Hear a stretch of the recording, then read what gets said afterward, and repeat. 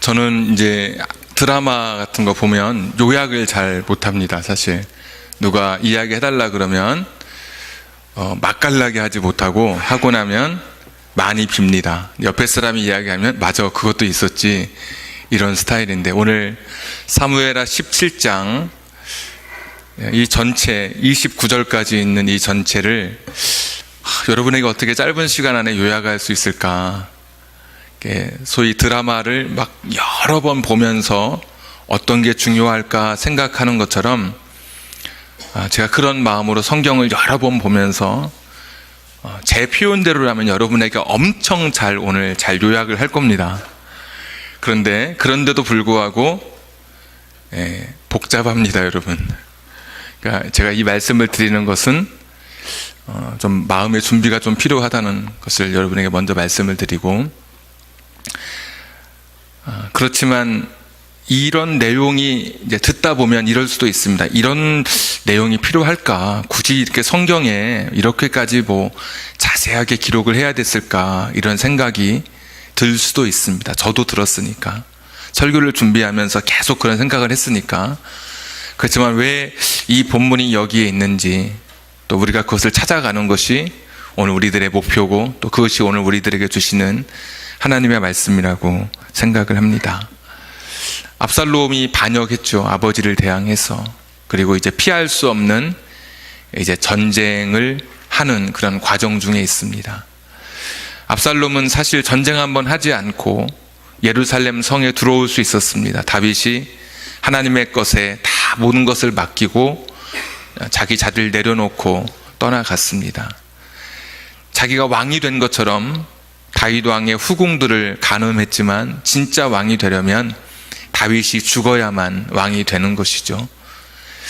그럴 때 아히도벨이라고 하는 이 압살롬의 참모가 된 이 사람이 말하기를 이렇게 말합니다. 내게 12,000명만 주시면 내가 오늘 밤에 가서 내가 다윗을 끝장 내겠습니다. 그래서 2절에 보시면 이런 말씀 있죠. 그가 고나고 힘이 빠졌을 때 기습하면 아마 다 도망가고 다윗만 남을 것입니다. 내가 다윗을 잡아오겠습니다. 4절에 보시면 사람들이 그 이야기를 듣고 참 진짜 이건 좋은 생각이다. 다른 사람들의 피를 덜 흘리고 다윗만 생포할 수 있다면, 다윗만 죽일 수 있다면 이거보다 더 좋은 계획이 어디 있느냐, 사람들이 수긍하기 시작했습니다. 근데 갑자기 이 압살롬, 이 왕의 마음에 후렉 사람, 아렉 사람 후세라고 하는 이 사람에게 한 번 더 물어봤으면 좋겠다, 이런 이야기를 하게 됩니다. 그랬더니 이 후세가 하는 말이, 후세는 정반대의 이야기를 합니다. 지금 우리가 기습하면 다윗은 용사고 전쟁에 익숙한 자이기 때문에 어딘가에 숨어 있다가 기습하는 우리들을 공격할 거다. 그렇게 하지 말고 속도가 중요한 게 아니라 숫자가 중요하다. 전체적으로 사람들을 모아서 그리고 전쟁하면 우리가 이길 수 있을 것이라는 그런 의견을 내놓습니다. 근데 결국 누구의 이야기가 왕에게 받아들여지냐면 이 후세의 이야기가 받아들여집니다. 자, 아히도벨은 일반적인 언어를 사용했다면 후세는 어떤 언어를 사용하냐면 소위 그림 언어를 사용했습니다. 그러니까 이야기를 들으면 머릿속에 이렇게 상상이 되도록 그림이 그려지는 그런 언어를 사용했습니다. 가령 이런 것이죠. 11절에 보시면 이런 말씀이 있습니다. 왕이시여, 우리가 군대를 모으는데 단에서 부엘세바까지 우리가 군대를 모아서 우리가 전쟁하면 좋겠습니다. 단에서 부엘세바는 우리나라 말로 하면 백두에서 한라입니다. 최북단에서 최남단까지 군대를 모으는데 바닷가의 모래처럼 가득하게 우리 군대를 모아봅시다. 압살롬이 들어보니까 진짜 전 국토에 군인들이 가득 차 있는 것처럼 느껴졌을 겁니다. 또 12절에 보니까 우리가 이 많은 군대가 이슬이 땅에 내리는 것처럼 다윗의 군대를 다 덮어버립시다. 진짜 여러분 그럴싸하지 않습니까? 엄청나게 많은 숫자가 다윗의 군대를 이렇게 점점 이렇게 점령해 간다고 생각해 보십시오. 그리고 13절에 보시면 이렇게까지 말합니다. 만약에 다윗이 어떤 성에 숨으면 우리가 밧줄로 그 성을 묶어다가 강에 던져버리면 됩니다. 여러분, 어떤 성이 밧줄로 묶어 던진다고 강에 빠지겠습니까? 근데 듣고 보니까 그렇게 할 수 있을 것 같아요. 너무 많으니까. 어떤 성에 숨으면 밧줄로 동동 묶어서 그 많은 사람이 당기면 될 것 같아요. 결국은 이 그림 언어, 후세가 했던 그 이야기, 오늘 내가 승리한 것 같은 그런 느낌이 들 정도로 이야기했던 이 후세의 이야기를 듣고 이 전쟁을 속도감 있는 전쟁이 아니라 숫자의 우세를 가지고 전쟁하기로 마음을 먹는 오늘 압살롬의 이야기가 기록되어 있습니다. 이것이 1절부터 14절의 이야기입니다. 전반부 이야기. 자, 후반부 이야기를 조금 더 하겠습니다. 15절부터 29절. 후세라는 사람이 이 다윗을 지금 돕는 그런 사람입니다. 다윗에게 얼른 이 소식을 전해야 되죠. 혹시 압살롬이 마음이 바뀌어서 갑자기 아히도벨의 이야기처럼 오늘 기습하자 그러면 아마 다윗은 굉장한 어려움에 처했을 것입니다.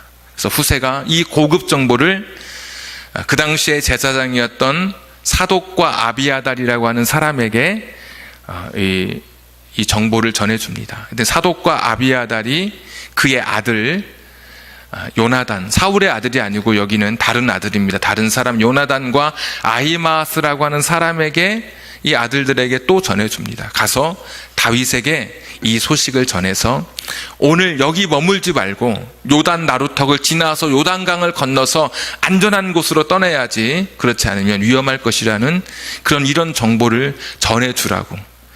그러니까 후세가 듣고 사독과 아비아달에게 또 듣고 요나단과 아히마아스에게 전해줍니다. 이게 다 여기 나와 있는 구절입니다.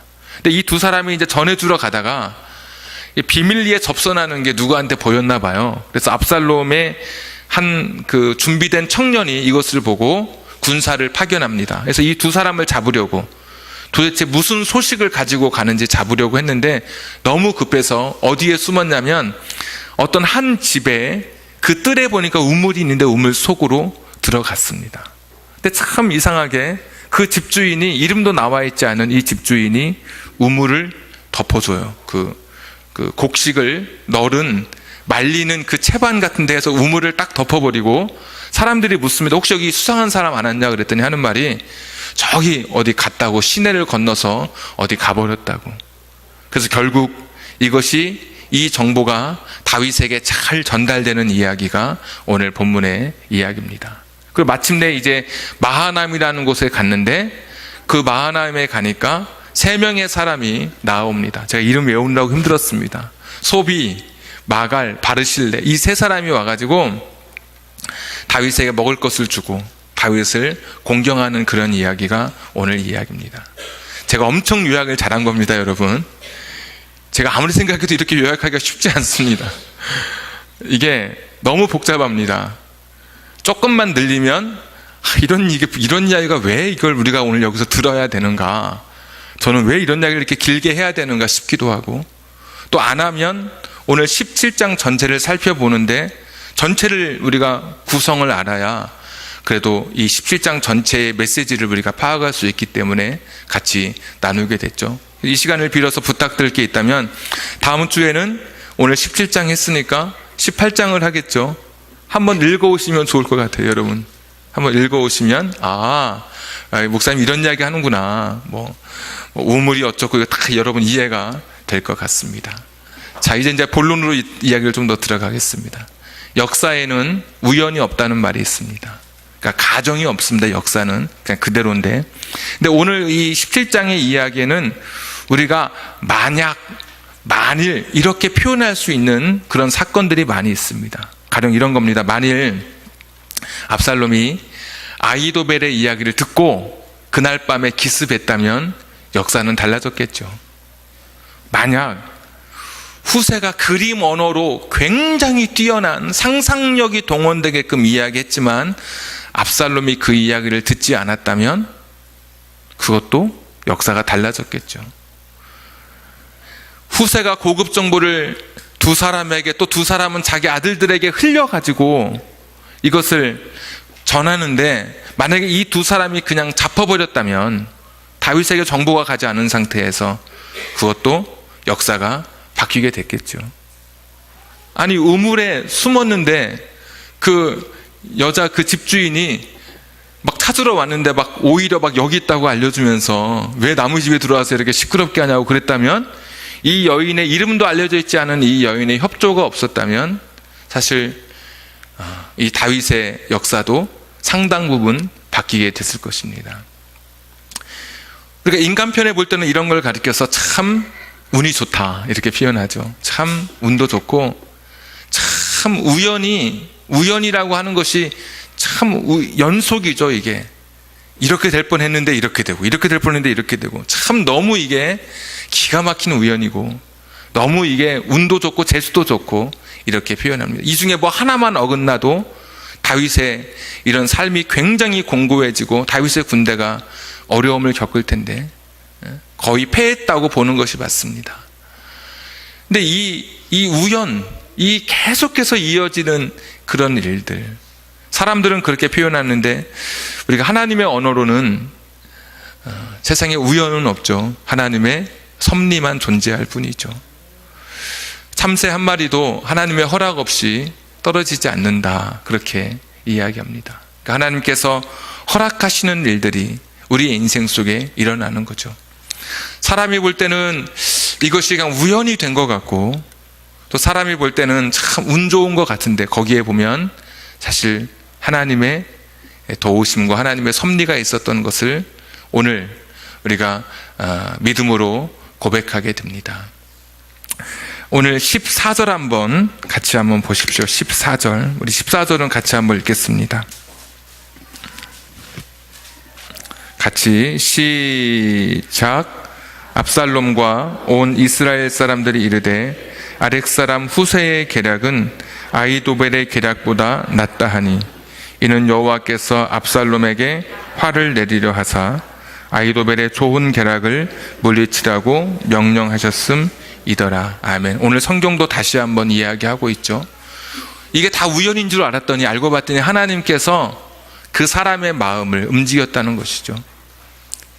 압살롬의 마음을 움직여서 아히도벨의 계략이 후세의 계략보다 낮은 것처럼, 별로 좋지 않은 것처럼, 그렇게 오늘 하나님께서 이 우연과도 같은 일에, 우리가 운이라고 말하는, 재수라고 말하는 그 인생의 그 사건 속에, 우연한 사건 속에 하나님께서 들어와 계신 것을 오늘 성경이 보여주고 있습니다.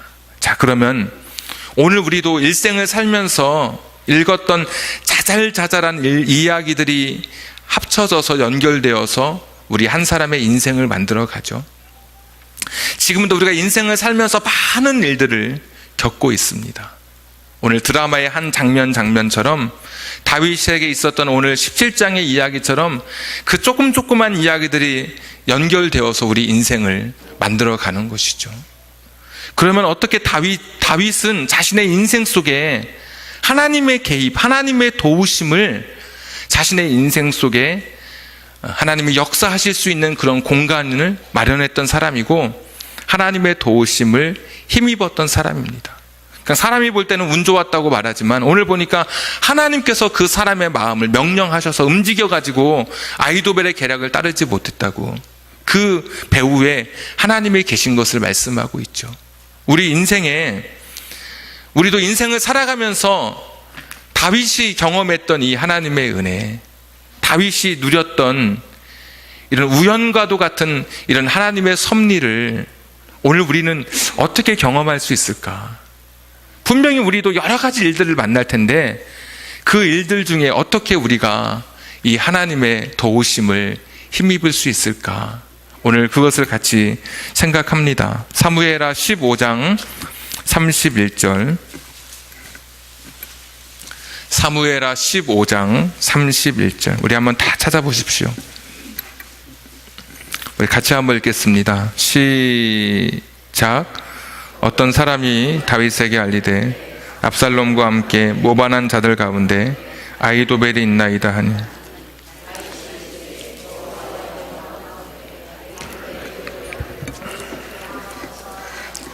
아멘. 도피하는 중에 아히도벨이 압살롬에게 넘어갔다는 이야기를 듣고 다윗이 한 것이 딱 하나 있습니다. 하나님 앞에 기도했습니다. 하나님, 아히도벨이 넘어갔는데 아히도벨이 똑똑한 사람이니까 아히도벨의 그 모략을 하나님 폐하여 주시옵소서. 아히도벨이 가지고 있는 그 계략이 어리석게 하옵소서. 하나님 앞에 그렇게 기도했습니다. 다윗이 한 것은 하나님을 붙든 거, 하나님 앞에 기도한 거, 그것이 사실 전부였습니다. 다윗은 자신의 인생 속에 우연과도 같은 그런 일들, 배후에 하나님의 섭리가 있었는데 그것을 자신의 인생 속에 자기가 경험했던 한 가지 이유가 있다면 오늘 다윗의 기도, 그 기도가 그대로 이루어진 거죠. 그냥 하나님, 아히도벨 그 얼마나 똑똑한 사람입니까? 그의 계획이 어리석은 것처럼 보이도록, 그의 계략이 이루어지지 않도록 하나님 도와주십시오. 그렇게 기도하고 오늘 다윗이 그 길을 걸어갑니다. 깊은 바닷속에 들어갈 때 줄을 매달고 들어갑니다. 깊은 동굴에 들어갈 때 줄을 매달고 들어갑니다. 그 줄이 중간에 풀어지거나 끊어지면 그 사람은 생명의 위협을 느낄 수밖에 없습니다. 그 줄이 그 사람에게는 생명줄이었습니다. 우리가 인생을 살면서 너무 많은 사건들을 경험합니다. 오늘도 얼마나 많은 사건이 쫓아오고 우물가에 가고 누가 덮어주고 정말 다양한 일들을 경험하는데, 이런 다양한 이런 세상의 삶 속에 저 물속보다, 저 동굴보다 더 깊고 깊은 그 인생의 길을 걸어가려면 우리에게도 끈이 있어야 되는 거예요. 이 끈이 묶여져 있지 않으면 이 복잡 다단한 길을 걸어가다가 여러분 길을 잃어버리고 말 것입니다. 오늘 다윗은 자신의 인생 속에 이 끈을 붙들었습니다. 이 끈은 오늘 말씀처럼 하늘과 이어진 끈, 하늘로부터 내려온 끈, 하늘과 닿을 수 있는 그 끈을 다윗은 자신의 인생의 몸에 둘렀던 사람입니다. 우리 이것을 가리켜서 기도라고 표현하죠. 하나님과 교제할 수 있고, 이 끈을 통해서 우리는 전능하신 하나님과 유한한 인간이 그 끈을 통해서 접속할 수 있습니다. 하나님의 능력을 다운로드할 수 있는 유일한 통로가 여러분 기도입니다. 오늘 다윗이 이 기도를 했는데 이 기도가 오늘 이루어졌습니다. 어떤 분들은 이렇게 말할 겁니다. 목사님, 제가 그렇게 기도했는데 기도가 이루어지지 않던데요. 막상 기도하면 뭐가 이렇게 돼야 되는데 이루어지지 않는데 이건 뭡니까? 여러분, 성경을 잘 보셔야 됩니다. 오늘 우리가 사무엘하 15장에서 다윗이 기도했잖아요. 그때 기도할 때가 언제냐면 눈물로 맨발 길을 지금 걸어서 감람산을 걸어가는 때입니다. 기도했습니다. 환경이 달라진 게 아니라 그는 계속해서 눈물의 길을 걸어갔습니다. 기도했다고 지금 뭐 달라지진 않았어요. 16장에 여러분 지난주에 무슨 일이 있었습니까? 다윗의 삶의 얼룩진 인생들을 다시 복귀할 수 있도록 너무나 슬프고 고통스러운 현실 앞에 자기가 마주하게 되었습니다. 자기가 속이고 살았더니 속임당하고, 자기가 저지른 그 죄가 얼마나 다른 사람에게 슬픔이고 가슴 아팠는지를 자기 자신이 바라볼 수 있도록 슬픔의 길을 지난주 걸어갔지 않습니까? 시므이는 저주하면서 반대편에서 미세먼지를 막 날리고 돌을 던지면서, 다윗은 분명히 기도했는데도 여전히 자신의 인생 속에 고통은 계속됐습니다. 근데 제가 여러분에게 말씀드릴 수 있는 것은, 기도라고 하는 것은 기도하는 자, 하늘과 이어진 그 끈을 붙들고 있는 자에게는 지금 당장 하나님이 그의 인생 속에 어떤 기적이라든지 변화를 가져다 주지 않는다 할지라도 결정적인 순간에 그 사람의 인생에 정말 결정적인 순간에 하나님께서 그의 삶에 개입하신다는 겁니다. 오늘 아히도벨의 그 괴, 여러분, 사람들이 다 좋다 그랬습니다. 사람들이 다 괜찮다 그랬습니다. 이렇게 하면 된다 그랬습니다. 근데 하나님께서 그 아히도벨의 마음속에, 그 압살롬의 마음속에 후세에게 한번 물어보자고 하는 그런 마음도 주시고, 또 아히도벨과 후세의 이야기를 다 들어보고 아히도벨이 좀 계획이 못하다는 그런 마음을 갖게 하신 이 모든 것의 배후에 오늘 여러분 하나님이 계셨잖아요. 기도가 그겁니다.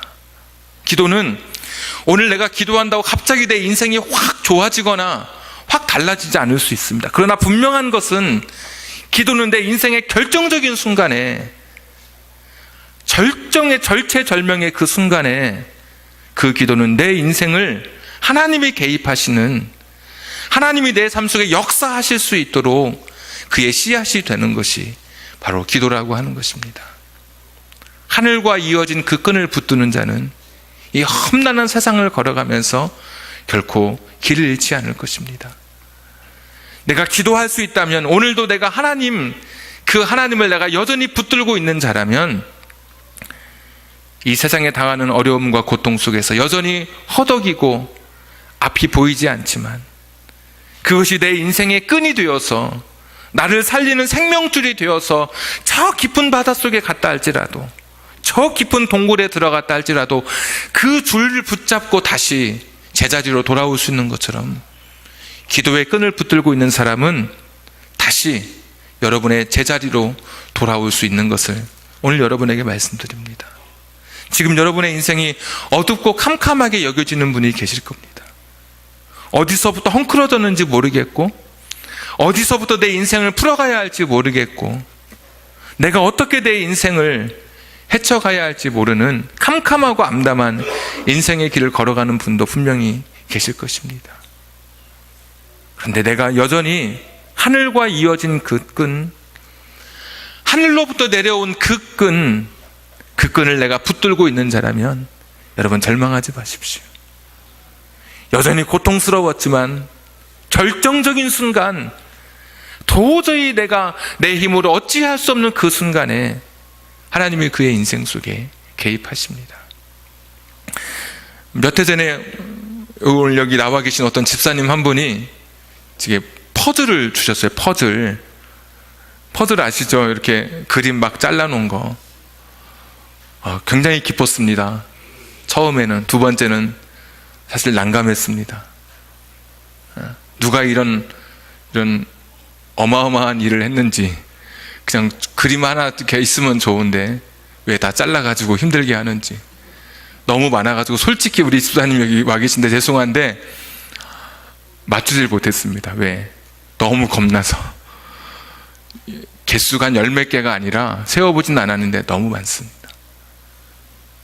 우린 이거 하다가 죽을 것 같아가지고 저희 집사람하고 다 덮어서, 오늘 2부 예배 때 물어보니까 제 기억이 맞다요. 장롱 속에 그대로 있습니다. 오늘 하여튼 이렇게 했으니까 한번 해보려고 합니다. 이제 이게 우리 인생이 그렇습니다. 퍼즐 같아가지고 인생을 살다 보면 내가 어디에 무엇을 놔야 할지 막막할 때가 있습니다. 여기다 놔보고 안 맞고, 비슷한 것 같은데 여기 아니고, 잘 나가다가 멈추는 것이 퍼즐이죠. 우리 인생이 퍼즐 같아서 안 되면 장롱 속에 집어넣을 수 있는 것이 우리 인생이 아니라면, 우리 각 사람의 인생의 퍼즐의 위치를 정확히 아시는 그 하나님, 내 인생의 미래를 아시고 우리의 모든 것을 아시는 하나님 앞에 그분께 내 인생을 맡기는 수밖에 없습니다. 하늘과 이어진 그 끈을 붙잡지 않고서는 결코 우리는 우리의 인생의 길을 걸어갈 수 없습니다. 굉장히 요약했지만 얼마나 많은 여기에 이 드라마의 장면들이 있습니까? 이게 오늘 우리의 인생입니다. 가다가 누구를 만나고, 몇 번 버스를 타고, 누구랑 대화하고, 갑자기 어떤 어려움이 닥치고, 그러면서 어떤 일과 부딪히고, 이 많은 일들 가운데 어떻게 여러분 하나님의 도우심을 힘입을 수 있겠습니까? 어떤 것이 하나님의 도우심이라고 여러분이 고백하겠습니까? 다윗의 그 짧은 기도가 전혀 하나님께서 들어주지 않는 것처럼 느껴지는 상황이었지만 하나님은 우리의 신음소리도 기억하시는 좋으신 하나님이시죠. 그분이 다 듣고 계셨다가 다 기억하고 계셨다가 정말 내 힘으로 어찌할 수 없는, 인간의 힘으로 도저히 어찌할 수 없는 그때 우리 인생의 시간에 하나님 개입하시는 겁니다. 15장에서 기도했을 때 응답이 왔어요. 바로 그때 누굴 만나냐면 그 마루에서, 산 마루에서 기도하고 끝나고 산 마루에 갔더니 거기에 후세가 기다리고 있었습니다. 여러분, 기도했는데 후세를 만났어요. 그때는 내가 만난 이 사람이 내 기도의 응답인 줄 몰랐어요. 다윗은 나중에 가서 알았어요.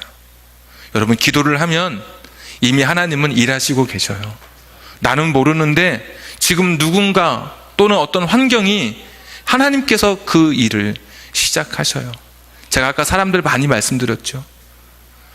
후세라고 하는 사람을 하나님께서 나도 모르는 사이에, 다윗도 모르는 사이에 하나님의 응답으로 붙여주시더니 사독, 아비아달 제사장 두 사람, 또 그 아들들 아히모를 그 여인, 그 다음에 소비, 마갈, 바르실레 음식 가져오고 나중에 지친 다윗을 옆에서 서포트 해주었던 그런 사람들, 후세 1 플러스 나머지 8명, 모두 9명의 사람들이 다윗을 돕기 시작하더라고요. 다윗은 전혀 예상하지 못했던 것이었어요. 기도하면 나중에 지나고 나서 이게 하나님이 하셨구나. 그런데 그 기도하는 자에게, 하늘과 이어진 끈을 붙드는 자에게 고백할 수 있는 간증이 되는 거죠. 이게 내가 그때 기도했던 것이 이렇게 하나님이 내 인생을 이루어 가시는구나.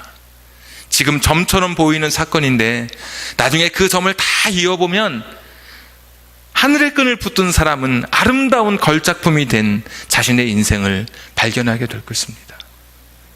전혀 개연성이 없는 사건 같은데 나중에 보니까 하나님이 합력하여 무엇인가 만들어 주셨던 것을 고백하게 될 것입니다. 여러분, 하늘의 끈을 붙들어 보십시오. 여러분의 인생을 기도로 한번 돌파해 보십시오. 인간의 힘이, 인간의 계략, 인간의 지혜가 전부가 아닙니다. 아무리 똑똑하고 대단했지만 아이도벨의 그 계획과 계략도 하나님의 허락이 있어야 되는 것이지, 하나님의 제가가 떨어져야 되는 것이지, 떨어지지 않으니까 그 사람의 모든 것이 다 무효가 됐습니다. 여기 청년들, 내가 젊다고 자신할 것 없습니다. 많이 배웠다고 그렇게 드러낼 것 없습니다. 내 사업이 지금 이렇게 이렇게 잘 짜여져서 탄탄대로를 걸을 것이라고 여러분 장담하시지 않으셔야 됩니다. 왜냐하면 하나님께서 허락하지 아니하시면, 하나님께서 제가하지 아니하시면 이 모든 것이 다 아무것도 아닌 것이 되기 때문에 하늘과 이어진 그 끈을 붙들지 않고서는 우리 인생 살지 못합니다. 여러분이 오늘 그것을 붙들고 기도를 시작하면 하나님이 일하시기 시작하고, 나는 모르지만 이미 누군가를 통해서, 환경을 통해서 움직여지기 시작하고, 또 하나 18장 마지막 한 절 읽고 기도하겠습니다. 우리 복음성가 4장 우리 찬양하도록 하겠습니다. 18장 8절 한번 보십시오. 18장 8절, 이거는 압살롬과 다윗이 전투했던 이야기입니다. 진짜 전쟁입니다. 그 땅에서 사면으로 퍼져 싸웠으므로 그날에 수풀에서 죽은 자가 칼에 죽은 자보다 많았더라. 여러분, 전쟁하면 칼에서 죽어야 되잖아요. 그런데 수풀에서, 숲에서 죽은 자가 많아요. 이거는 어떻게 죽은지 몰라요. 뭐 어떤 수렁이 있었는지, 독거미가 있었는지, 뭐가 있었는지, 독사가 있었는지 모르지만 인간의 언어로 표현될 수 없는 특별한 방법, 우리가 이걸 기적이라고 부르죠. 이 다윗의 그 기도가 마침내 하나님의 초월적인 그런 역사까지도, 응답까지도 불러왔다는 겁니다. 결론입니다. 하늘과 이어진 끈을 붙드십시오, 여러분. 그러면 하나님이 여전히 내 상황이 바뀌지 않아도 하나님은 일하시기 시작하는 거예요. 벌써부터. 그리고 지금 눈에 띄지 않지만 일하시고, 그리고 또 이렇게 기적적으로 하나님께서 우리의 인생에 간혹 베풀어 주시는 때가 있죠. 일반적이든 초월적인 역사든 하늘의 끈을 붙든 자에게는 기필코 하나님께서 움직이신다는 사실, 여러분의 인생 속에 우연처럼 보이는 여러분의 일상사에 하나님이 개입하시는 사건, 이것은 저와 여러분의 오늘 이 기도, 그 한마디의 그 기도로부터 시작된다는 것을 기억했으면 좋겠습니다.